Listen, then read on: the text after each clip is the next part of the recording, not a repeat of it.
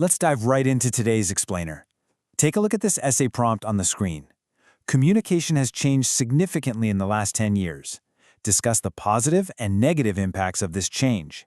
Right away, we can identify the specific essay type we're dealing with here. It's a classic advantages and disadvantages essay structure. So, let's start building our introduction. We can clearly state that communication has changed dramatically over the past decade, and that's primarily because of rapid technological development.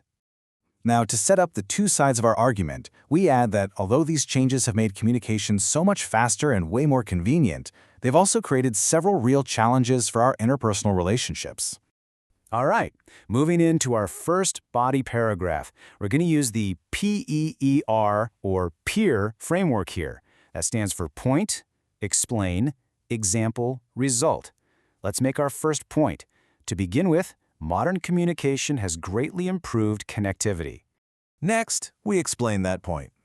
This improved connectivity is primarily because digital platforms allow people to communicate instantly, completely regardless of distance.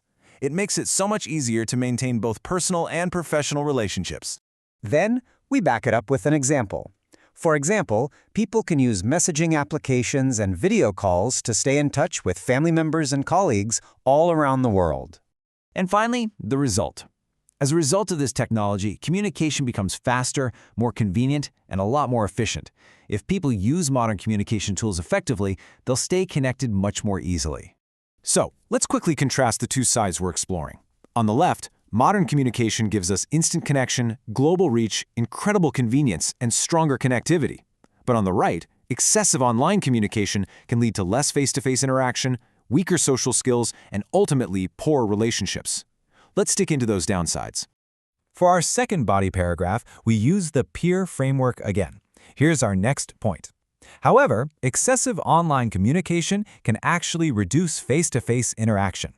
Let's explain why that happens. It's because many people rely just a little too heavily on digital communication, which decreases real-life conversations and weakens important social skills.